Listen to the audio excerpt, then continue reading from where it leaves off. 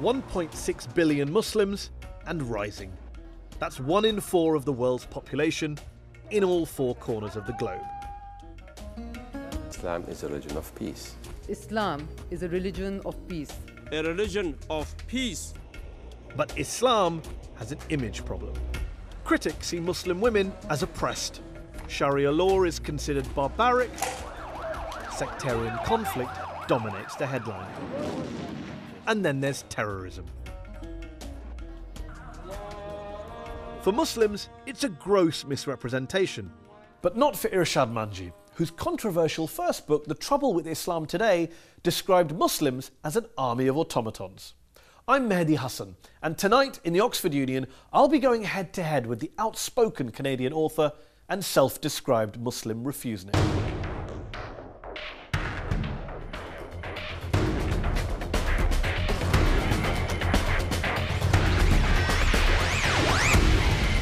Ladies and gentlemen, Irshad Manji. She believes Muslims need to rely much more on their own Islamic tradition of ijtihad, or independent reasoning, and completely rethink their attitudes to the West. Welcome, Irshad, to Head to Head. Thank you very much for joining us. Let's kick off this discussion with perhaps the most important question, because a lot of people know you from your first book, which was called The Trouble with Islam Today. What is the trouble with Islam today, in your view? In a word, Muslims. We are the trouble with Islam today. We have allowed tribal culture to colonize the faith of Islam. But the good news in saying this is that we are also the source of reform, meaning that we can literally draw inspiration from our own scripture, from the Quran, in order to reform our hearts, our spirits, and our beings.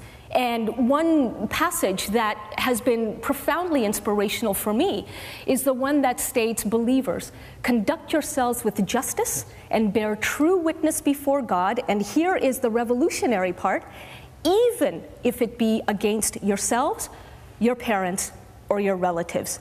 This is a call for moral courage. This is a call to stand up when others want you to sit down. And it is part of what makes Islam as a faith revolutionary in the 21st century, not just in the 7th.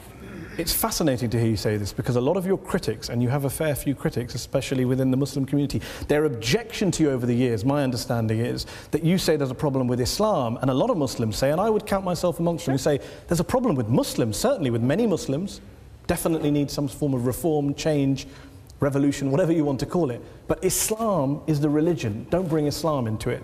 Where do you stand on this? It is a problem with Muslims. However, Mehdi, let's ask ourselves, what is Islam? Islam isn't some theory. Islam is a way of life, and it is we Muslims who define what that way of life is. And so if we are stopping one another from expressing our diversity, then the message we are sending to each other, not just to the rest of the world, to one another, is that this is Islam. I don't buy that. Tribal culture is not Islam, but we have made ourselves the problem with Islam today. We'll come to tribal culture, but I would question the premise which says Islam is defined by what Muslims do. Because if that's the basis, then what is the point of a holy book? What is the point of a holy prophet? What is the point of scripture, revelation? To guide. But they're not the defining features of a religion. It's the tenets the behavior, of the faith, it's the behavior of Muslims that defines in every generation what Islam is. So I understand that there's on that actually basis, a story. Christianity is defined by Christians. Of course. So I can condemn Christianity for something, say, George W. Bush has done. You can condemn the way Christianity is being practiced, and if a Christian is practicing Christianity in the name of Christ, in a way that is violent, in a way that is intolerant, I don't believe that there is anything blasphemous about saying that there is trouble within Christianity today. It's almost a chicken and egg argument. What came first, the Islam or the Muslims? Let me ask you this, Mehdi. Sure, and I understand, you know, where so much of the criticism of just this phrase, the trouble with Islam today, is coming from. But so many people who hadn't read the book and still haven't said, oh, you know, you're blackballing Islam with a wide brush. And I said to them, them, have you read the book? Because most of the book is about ijtihad. It's about, thinking creatively and independently. And this is a tradition within Islam itself. So in fact, there is nothing wrong with Islam that cannot be corrected by what is right with Islam. Just to be clear, we hear this phrase bandied about in the West a great deal about moderate Muslims. You're not a fan of moderate Muslims. You think moderate Muslims, quote, are part of the problem, not the solution. Correct. Basically, I make the case for being a reformist Muslim, not just a moderate one. And here's why. Moderate Muslims do denounce violence that is committed in the name of Islam, very much so, but they deny that religion plays any role in that violence. The very first thing you will hear from the mouth of a moderate, typically after an act of violence committed in the name of Islam, is, please don't misunderstand, Islam has nothing to do with this.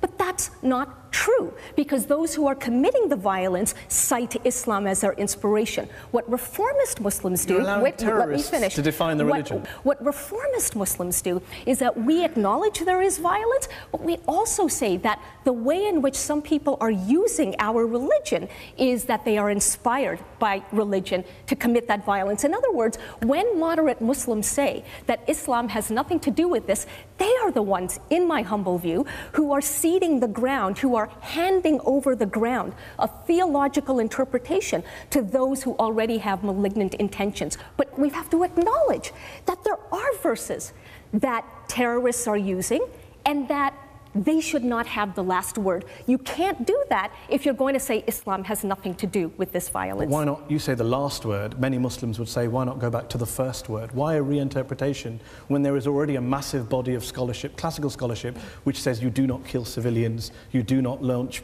preemptive surprise attacks on innocent targets. So why get into this reinterpretation debate with people who don't really deserve to be debated with, because they are criminals, they are mass murderers, who are using the Quran as cover for their crime? When I talk about reinterpretation, I am indeed talking about taking away these malignant interpretations from terrorists. And so what many Muslims, and not just non-Muslims, will know about Islam is what makes the headlines today. That is why I use the word reinterpret, because already power is being given through our passivity, through our silence, relative silence. Already power is being given to terrorists to define Islam. You say silence and passivity. I mean, I heard that in 2001. I remember after the September 11th attacks, people said, where are the Muslims? Even though lots of Muslim scholars around the world came out and condemned the 9/11 attacks quite quickly. No, not quickly. They had to be pressured into doing so. I think you'll find, for example, Sheikh Fadlullah, who is condemned as a Hezbollah cleric, and we can have a debate, who died recently, he condemned the 9/11 attacks within 24 hours. Most clerics For 10 years, I've been hearing Muslims condemn 9/11, condemn 7/7, and do so on the basis of the Quran. And yet you come here and you say that they're silent and they're passive, and I worry that you're playing into all sorts of stereotypes about Muslims that already exist. You know, I tell you what plays into stereotypes. What plays into stereotypes is the relative silence and defensiveness of Muslims who say, Irshad, you're empowering Islamophobes. When Muslims become defensive about this, what the message that they're sending to actual Islamophobes is, we have something to hide. Because now we're just getting angry and emotional over an argument like hers, rather than calmly debating it. If I say to you calmly that the Quran condemns violence against civilians, the Quran does not justify Al-Qaeda attacks on the Twin Towers, is that defensive? Is that passive? Is that silent? No, of course not. But the point is that there were Muslim scholars in Britain coming out in 2001 saying this is against the Quran. The Quran condemns these things. But these are the same kinds of people who have said things like Islam and the Quran in particular is just unequivocal, that if you kill a human being, it is like killing all of mankind. Not true.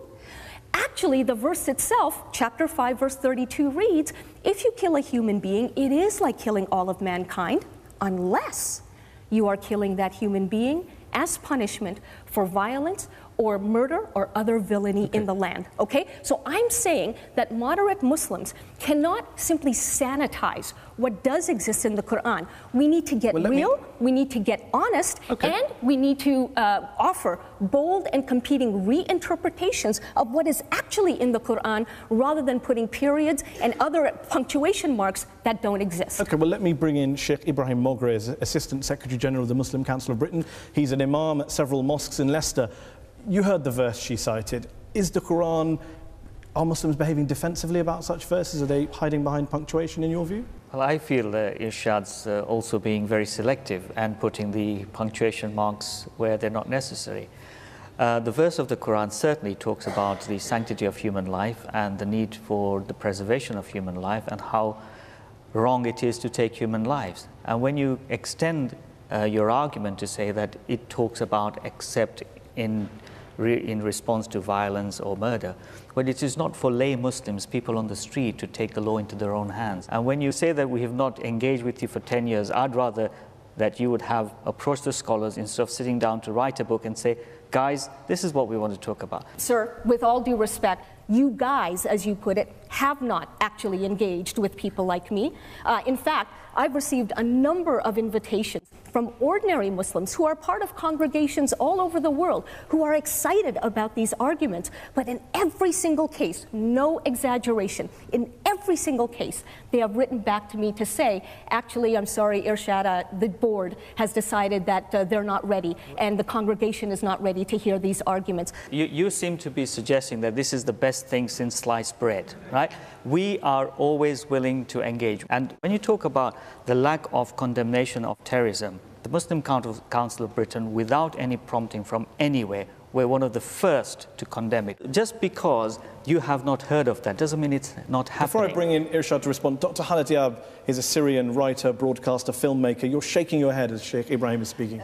First, I want to say that I do agree with Irshad that the problem is not with Islam as a religion as much the problem with us, the Muslims. If we go back to what happened September 11 or July 7 in London, those people who did that, they believe they were performing an act of jihad, not an act of terrorism. And if you look to most of the videos which has been sent by those terrorists, they were doing that in the name of Allah and in the name of Islam. Miriam Francois Sarai is also here. She is a journalist, a broadcaster, an academic. What do you make of what Dr. Khaled Diab has been saying? Actually, I think part of the problem is that they are going back to those verses. I've just been teaching a course on religious extremism, and the extremists are, generally speaking, politicized individuals who are operating in a framework where the dominant lexicon is Islam. That is the idiom of the society in which they operate. And therefore, in order to make themselves audible to the population, of course they express themselves by reference to Islam. This is a specialist area. When I have a medical issue, or a legal issue, or a financial issue, I will go to the experts. We're talking about spirituality, we're talking about religion and faith, we're talking about the hereafter. And I wouldn't want to allow lay people to start reinterpreting. You're dissing the experts. You're doing DIY Islam. No, spirituality. No, spirituality. Don't misunderstand me. I do very much understand, and I've heard it over and over and over again. And I remember in Indonesia when this point was made to me, and a scholar, certified scholar, sitting right next to me, said to the person making your point, sir, he said, if you're going to go as far as to compare spirituality to medicine or accounting, well, in medicine, there is a principle called first do no harm. You can actually sue a doctor for doing harm. Maybe we should be able to sue mullahs too for doing harm. Why are you against expertise specialism? The Quran, you know, it's interesting because the reason I can embrace the Quran is that, 3 times as many verses in the Quran call on Muslims to think and rethink and analyze, as you've pointed out, rather than submit blindly. So by that criterion, actually all of God's creatures, Muslims especially, are called upon to keep thinking. It's not about expertise. It's about remembering, sir, that you are not God and I am not God. And therefore, none of us can claim to have the, quote, right interpretation. Would you get rid of all scholars, imams, mullahs, as you call them, anyone, get rid of all of it? I would help equip a new generation of Muslims with the self-confidence to recognize that they are allowed to think for themselves. No, we understand thinking for ourselves. I've been thinking for myself for 33 years. I didn't need anyone's permission. I'm asking about specifically coming up with laws, understanding verses of the Quran, understanding traditions of Islam, understanding what, ethics, Islamic ethics are. how can every single person just make that up as they go along? Surely in every religion, in every society, in every field of life, you defer to experts, people with specialist knowledge, well, again, which you and I don't have. Well, wait a minute. You know, as we found out with the 2008 global economic meltdown, which was not predicted by the experts, experts often aren't experts, okay? So let's stop playing the power game, Mehdi. Let's stop playing on the terms of people who call themselves experts and who like to use their power as a cudgel, as a sledgehammer over everybody else. Who are the people you know, in your view? Who are the people you ask? Who I ask? Yeah. If I'm thinking for myself, but I will tell you. Everything. Hold on. Certainly. Everything. Wait, you don't need any help in understanding the Quran, the tafsir, the interpretation, the history, the ethics, the context. One of the most common questions that I get from young Muslims is about interfaith relationships. I'm a Muslim, I've fallen in love with a non-Muslim, is there any hope for us? And they usually say something along the lines of that my parents and their imam insist that Islam stops interfaith marriage. Is that true?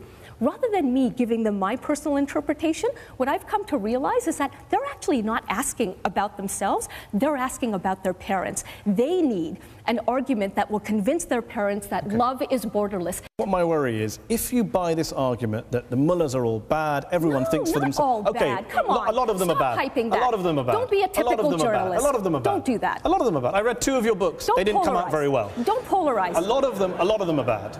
We think for ourselves. We don't allow them to monopolize power, end the power game, etc. My worry is, if I'm in Al-Qaeda, that's very appealing. I don't need to worry about classical law, scholarship. I just make up my own religion. I give a fatwa saying, kill the Jews. And they do. And they do. That's exactly what they are doing. And aren't you validating them? Because you're saying from a liberal perspective, we make it up as we go along. No. And they, from an extremist perspective, say, let's make it up as we go along. You're almost empowering the very people you claim to be fighting with. You know, that's a very...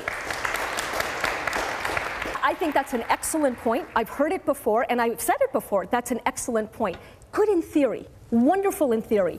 But again, I live in the world of reality. And the reality is that people like this already exist. And this is why progressive thinkers, and I wish there were more people in positions of religious authority who would take that power and actually democratize the ijtihad, so that young people know that they are worthy of thinking about these issues for themselves, yes, in a non-violent way, but actually developing that personal relationship with Allah rather than believing that they are here to worship Allah's self-appointed ambassadors. And just to be very clear before we move on, just for the viewers, you talk about ijtihad. How do you define ijtihad? Ijtihad is Islam's own tradition of independent thinking, of critical reasoning, of debate, dissent, and reinterpretation. And yes, I have heard 1,000 times that only certain people are allowed to exercise ijtihad. But even that is up for debate. Well, let me just come back to the point you made a moment ago. You said, let's not play the journalism game, let's not generalize.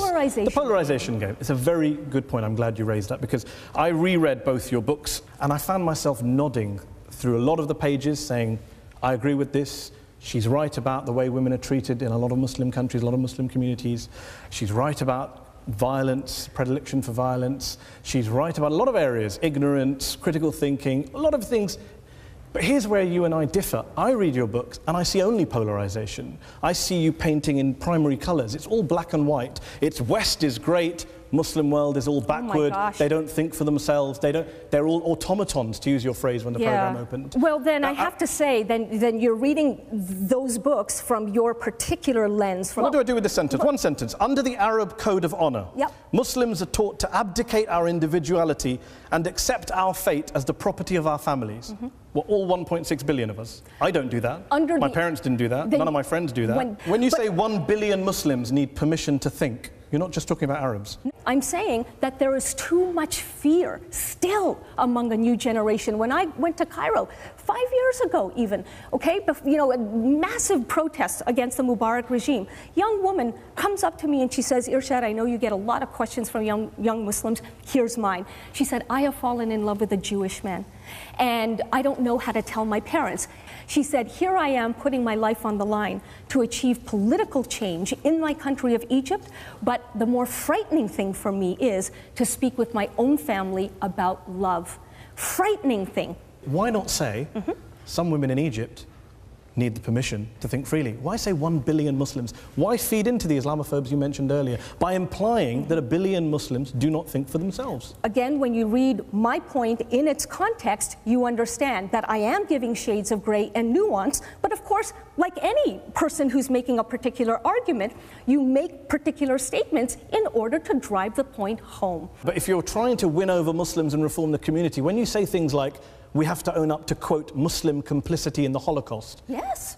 Yes, as Muslim complicity. As there was Am Christian. I complicit in the Holocaust? I think that anybody who denies that Muslims played a very important role in the Holocaust A Palestinian mufti, passive. I think, is your example. More than just a Palestinian But what about all the Muslims mufti? who died People fighting who Hitler? What do you do to their memories?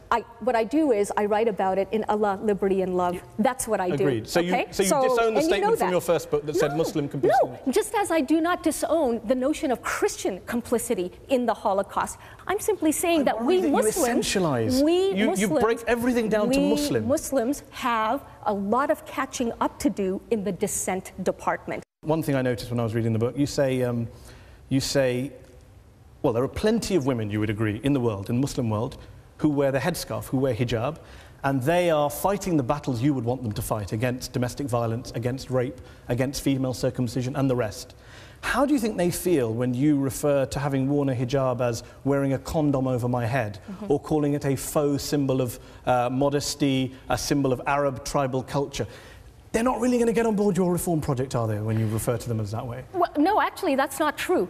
Because again, you are assuming that the only people who care about this subject are people who would be offended by notions like this. Quite the opposite. I can't begin to tell you how many women who do choose to wear the hijab have said, thank you for making this point, and I want you to know, in many cases they say, that I choose to do this for myself, but I have struggled with it. Just as you are calling on me to now defend the rights of women on whom hijab is opposed, you're calling on me as someone who has the luxury to choose it, you're calling on me to fight for the rights of other women who don't want to choose it. And that's exactly the point. You are perfectly free to choose, but the point is choose. You see your role, part of your role is speaking truth to power. When you say I speak truth to power, I also worry that there are people in power, not in the Muslim world, in London, in Washington, D.C., Toronto, Tel Aviv, who you're not speaking truth to. You're telling them what they want to hear. They want to hear that this is a problem with Islam, it's not a problem with our policies, and Irshad Manji is saying, I agree with you. Nope. I have not let anybody off the hook. I am, in fact, distinguishing between politics, culture, and religion. You talk about the Armenian genocide in 1915, carried out by the Turks. The Turks deny it was a genocide. Armenian genocide, recognized by many countries. You refer to it as a Muslim crime. Why is it not a Turkish crime? Why does everything get boiled down? It's almost, again, that you're playing, unwittingly perhaps, the extremist game, because you're defining everything through an Islamic prism. When something is done in the name of a particular religion or a particular God, that is when I think we can legitimately apply the name of the religion to that crime. The moment people, sincerely believe that the Quran has nothing to do with this violence is the moment when terrorists who commit these crimes in the name of Allah will no longer be able to get away with them. Okay, strong views. We are going to come back and continue this in part two. We're speaking very freely here and having a very interesting debate. Join us for part two when we'll be talking to Irshad about all of those other issues that she challenges in her book, and we'll also be hearing from our audience here in the Oxford Union. Join us for part two after the break.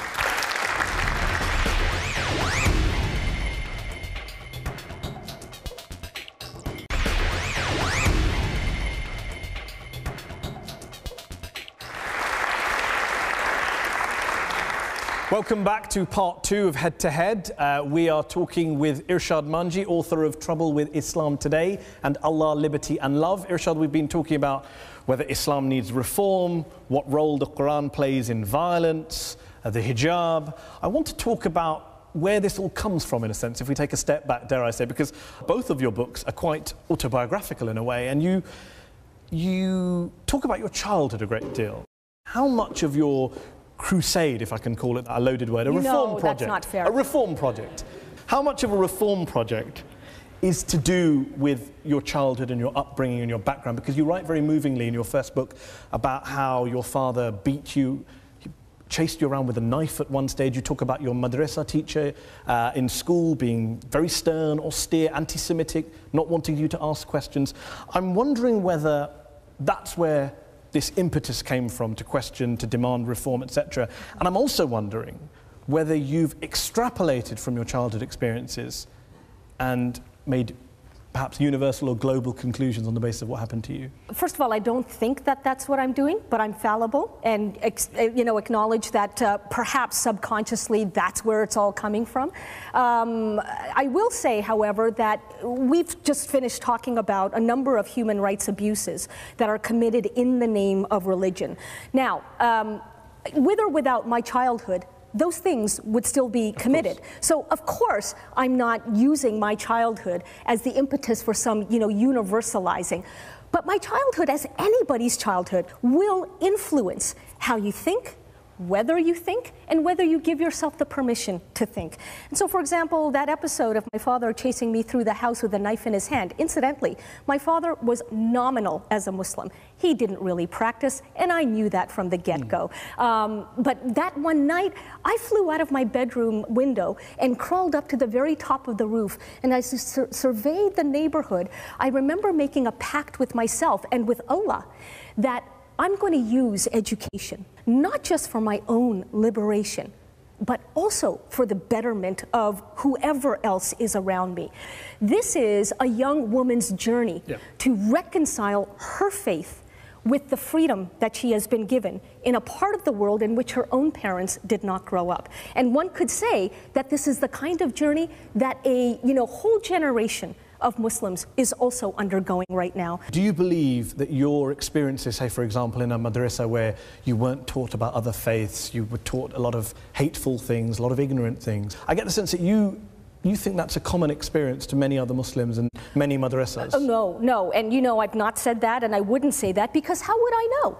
But certainly I use not just the experience of what happened within the madrasa, but also, Mehdi, remember, when I talk about being kicked out of the madrasa for asking too many questions, I also make the point that I did not leave the faith. Why?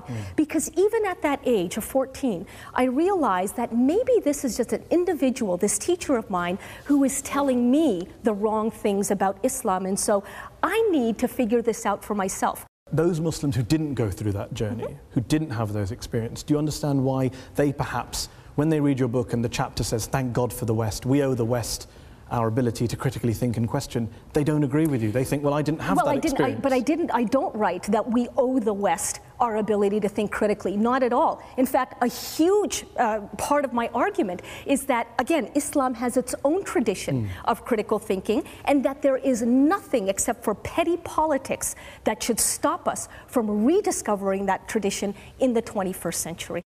The refusenic line, the kind of outsider, the critical thinker, do you think that mantle came to you partly because you're a gay Muslim in a faith where gay Muslims have their human rights abused in a lot of Muslim majority societies? Maybe, but the reality is that I didn't know this about myself when I was a kid, never even thought about it.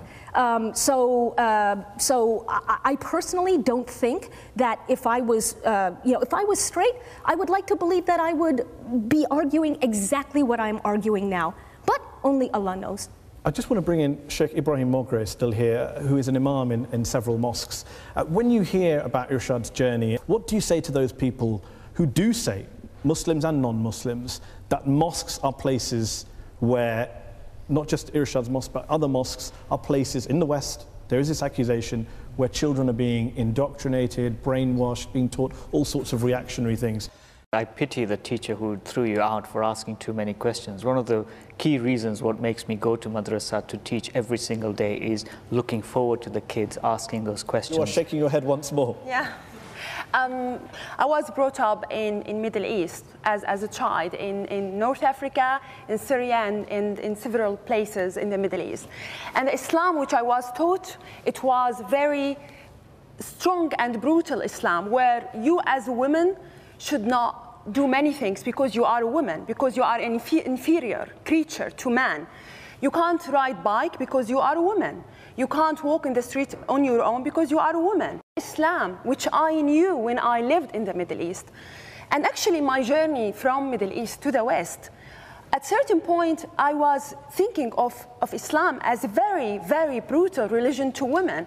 However, when I came to the West, I had an opportunity to really discover my faith and really to reconcile with my faith, because I will tell you, we have ability here as women to debate with the scholars like Sheikh Ibrahim Mogra and other scholars. We are allowed to go to the mosque, we are allowed to talk about Islam, and also we learn about democracy and freedom of speech. We're talking about embracing Irshad and not being harsh. I read through your book and I see that time and again, you know, you and I would argue, both hate the violent extremists in our religion. We hate the people who were treating Dr. Haladiab badly. We both agree on that. We don't like what they do. We don't know what they stand for. But there seems to be a moment where there's a lot of name-calling in your books. Islamo-tribalists, freedom haters, fundamentalists, Islam supremacists. That's very interesting because... How would you define an Islam supremacist? Islam supremacist is anybody who believes that Islam is the only truth available to humankind. And from my point of view, that is actually un-Quranic, because again, the Quran calls on us to be humble in our interpretations. Now, in calling the behavior of an Islam supremacist un-Quranic, am I name-calling? Am I being divisive? Am I being dismissive? You are being a little bit divisive. I'm being descriptive. And you have to stand for something, Mehdi. I stand for human rights. And that means that I have to call... A lot of the people you call Islam supremacists would say they stand for human rights as well. Violations of human rights. They would say that they stand for human rights as well. They just happen to believe that Islam is the truth. As a Christian believes Christianity is the truth. And a Jew believes Judaism is the truth. But there are plenty of Christians and plenty of Jews and plenty of other people, including atheists, who do not believe that their truth, their particular truth, is the one and only truth that is available to humankind. Anybody who believes that is a supremacist, a dogmatist of some kind, and I make no apologies for saying so. Well, on that note about the names, I agree. You should be able to criticize people you disagree with, and there's a lot of Muslims to be criticized. We agreed at the beginning. They can criticize me, as they have, in very vehement terms. But here's the difference. Here's what a lot of Muslims would say. They would say Muslim communities, particularly in the West, where you're talking to, feel besieged, they feel under fire, they feel discriminated against. I believe you came here from France to the UK. In France, many Muslims would argue there's rampant Islamophobia, and there's very little context of that in your book. The point is that, you know, if we Muslims are going to claim to the rest of the world, as we should, that we are a diverse lot, then that diversity needs to be heard and felt from within. Agreed. So if we're suppressing each other's freedom of expression, then we are the first people to be stereotyping ourselves. Diversity begins But put yourself at home. in the position of a Muslim male or female who is living in an area in Europe where the far right are on the rise, there's racist attacks in your street or in your community, there are politicians saying they want to ban your meat or your clothing, and here comes Irshad Manji to tell you that the problem is all of you lot, not the West, which gave us the Enlightenment and freedom and democracy, and doesn't engage with the far right and the discrimination. Again, if we're going to become ultra-defensive about the need for critical thinking in our faith, then the message that we convey to the very people whom you say are Islamophobes is that we have something to hide. And that's why we get angry, and that's why we, you know, hurl fatwas at one another, and that's why we get emotional about arguments like mine and Dr. Diab's. Last year I wrote an article in a British newspaper about how Muslims should take the Holocaust much more seriously. In my experience, there's far too much Holocaust denial in the Muslim communities I move in here in the UK, and Muslim groups have not joined in Holocaust Memorial Day celebrations in the past. And when I wrote that article, it got a lot of support from people I really didn't want to get support from. A lot of people go, haha, look, here's this guy, Muslim guy, and he's saying what we've been saying about all these backward Muslims. I felt very uncomfortable. Does it bother you that some of the West's best-known Islamophobes are such ardent cheerleaders of yours? It's interesting, you know, the very fact that I proudly and happily and joyously hang on to my faith irks a lot of people who would otherwise want to support. I've lost many fans by writing a book called Allah, Liberty and Love, because many people thought after the first book that merely by critiquing religion, merely by doing that, I was going in the direction of atheism. The exact opposite has happened. I've deepened my faith with God and have therefore incurred the wrath of many people who would rather that I ditch Islam. And I haven't, and I won't. And you have been criticised for sharing platforms and going to events with, members of the so-called counter-jihad movement, the kind of American far-right, Sharia law obsessives. But I've also shared platforms with people on the far left and people in between. The point is, honest conversation is important and needed everywhere. And rather, I would have a faithful Muslim speaking truth to that power, to right-wing power, when I'm facing them, than to just leave that space empty and cede that territory to these folks altogether. Won't do that. Let's open it up to our audience here in the Oxford Union. Gentleman here in the front row. Thank you. I admire your spirit and love the passion with which you speak, and I know you're a passionate advocate of freedom of expression, and as I understand freedom of expression, that involves tolerating bigots, tolerating deeply offensive opponents of your own views. Now, do you really see that as compatible with Islam? Because as an atheist standing outside of this debate, it doesn't come across that way, Islam. And it doesn't come across that way precisely because behavior is not living up to the theory of Islam, which is why Muslims are the problem or the trouble with Islam today. Do I see freedom of expression as compatible with Islam? You're looking at somebody who lives both realities every single day and does not feel at war with herself for doing so. So once again, the beautiful paradox here is that belief in one God obliges believers to defend human liberty. Lady here in the third row. You've spoken a lot about clarity, about being sincere. You've been trying to contextualize your books, and I have read your first book, I haven't read your second. And in actual fact, I don't feel any sincerity. I don't feel you've been clear. I don't feel any humbleness or humility in anything that you've stated in your books particularly. I feel some this evening in your attempt to clarify what you said. Because you interchange Islam and Muslim consistently. You've tried to clarify that this evening. You haven't really, because I work with Muslims. I work with Safra Project. We work with Muslim, lesbian, bisexual and trans women. A lot of the work you've been doing actually contradicts our work, has actually detrimentally affected our work. How? How so? Because you haven't clarified, you've generalised. You said, oh, let's add a context. You add a context in this debate, but in your books, the books that millions of people read, does not contextualise, it generalises and it essentialises. When you say more people need to speak up, we don't get the platform. The reason you get a platform is because what you say continues to support the racialisation of Muslims. Irshad, you want to come back? Simply to say that I'm sorry you feel that way. I do find it interesting that when people accuse me of essentializing, they too presume to be speaking on behalf of all of these Muslims who are very angry about my so-called essentializing. But again, there are plenty of other Muslims who would disagree with you, and so I don't hold it against you or hold it against them. This is the discussion we need to be having. I'm sorry, as I say, that you feel the way that you do, and good luck in your work, because we all have something to contribute. One thing we didn't get to talk about, time permitting, is, for example, you hold views that most Muslims don't hold, the vast majority. For example, you believe the Quran is an imperfect book, a flawed book, a contradictory book. Very hard for you to round up Muslims to speak out on that issue because they just don't agree with you. Sure. Of course there are lots of Muslims who don't agree with me, and maybe there are lots who do, even on this point.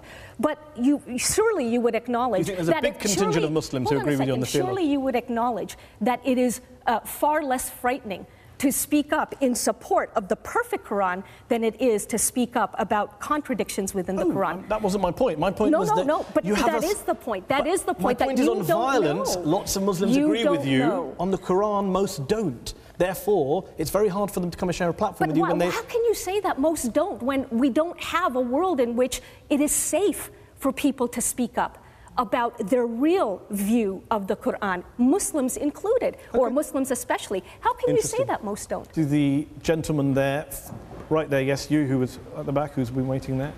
Hi. Yeah, I was going to say, it's very hard to think of any injustice you could expose that couldn't potentially be exploited by people with a bad agenda.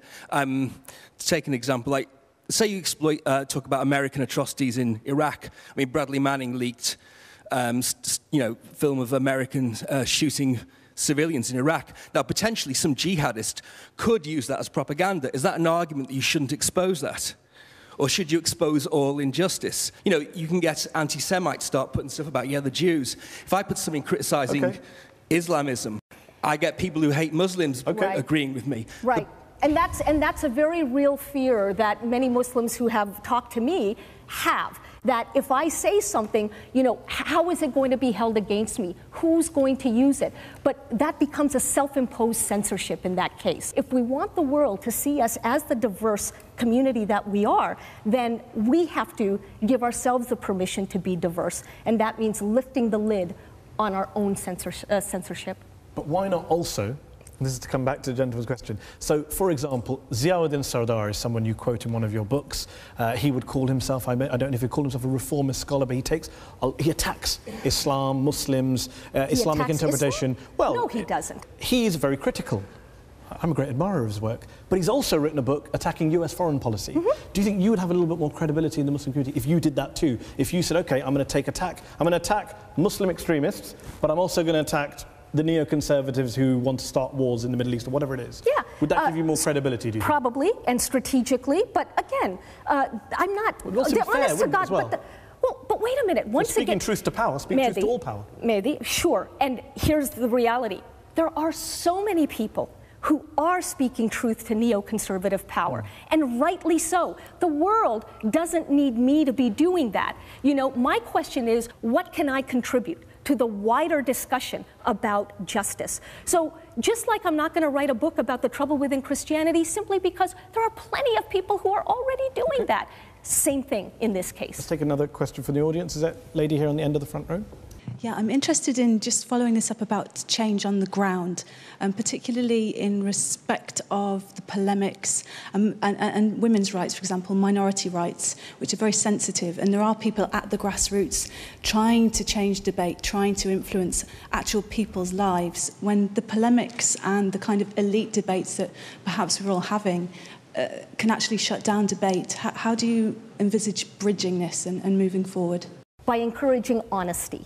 And that's really very key, because even grassroots activists will tell you that there's censorship within, that there are abuses of power within, and because there are ideologies, correct ideologies, that must be supported in the name of any particular cause, you wind up actually having very little honesty in some cases. So my unique, self-chosen, but personal goal is to help people of different backgrounds actually engage with one another in ways that answer the following question: what can I learn about you that I didn't already know?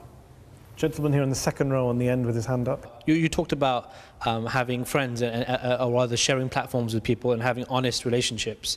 And I wonder to what extent you have honest, open friendships with traditional Muslim scholars who are representing their traditions, which go back generations, and are voices of moderation, because you seem to be undermining them as opposed to empowering the very people who are doing all the hard work on the ground. Right.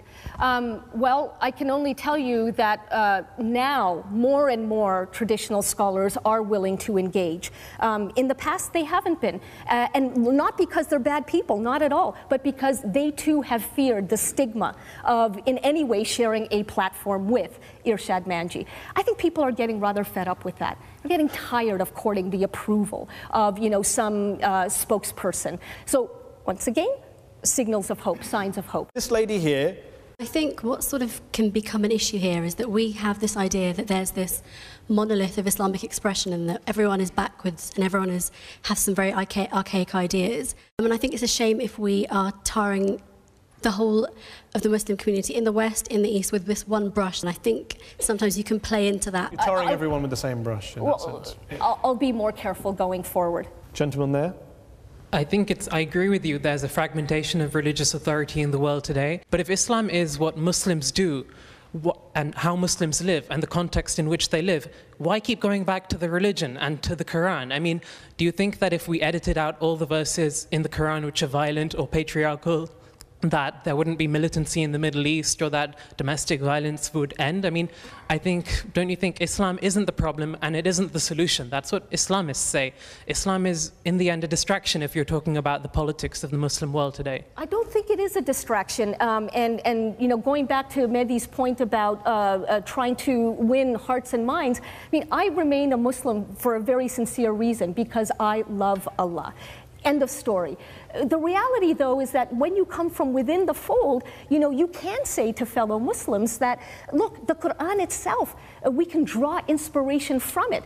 People need to hear that there are these verses in the Quran, and it is shocking, and I would say very, very sad, that more madrasas are not teaching these aspirational verses to their children in order to have them really understand that as children of God, not slaves of God, as children of God, they have the capacity to make a difference within their faith. Irshad, you say you stayed a Muslim.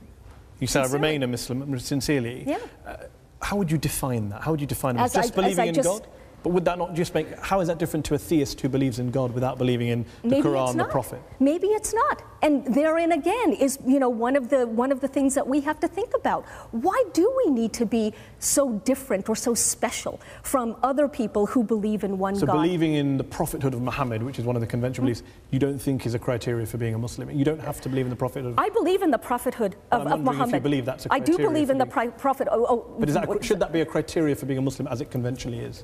I don't think so, because what has happened is that in making that one of the criterion, we have inadvertently, as Muslims, many of us, and I would argue most of us, have put Prophet Muhammad on a pedestal, when he himself reportedly said, I'm just a human being who's been given this special mission from God, but I am a fallible human being. And so I believe that going back to the Quran, rather than also supplementing it with hadiths and you know, the traditions of the Prophet, the Quran itself contains the raw materials for the diversity of thought that we are capable of. We don't need to go any further. Gentleman with the white cap there to end. So I just want to ask, is there any basis for just punishment and war in Islam, bearing in mind the Prophet and his companions performed both? And is there any practice in Islam which is not open to choice? The central tenet of Islam is belief in one universal God. The central sin in Islam, therefore, in my view, is playing God with one another. And beyond that, this is your relationship with your Creator. Do not impose on other people. Do not intimidate other people. Understand that you will have the conversation you need to have on the Day of Judgment with your Creator. And why does it need to be more complicated than that? If you keep it that simple, then I think that part of the contribution one would be making is liberating spirituality from the cage of organized religion. That's it. Khalas. That's it. Khalas is a nice line that I'm going to steal. Thank you very much for coming here to address this audience. Thank you for you all in the Oxford Union for coming here today. And thanks to you all for watching at home. We will be back for another head-to-head next week.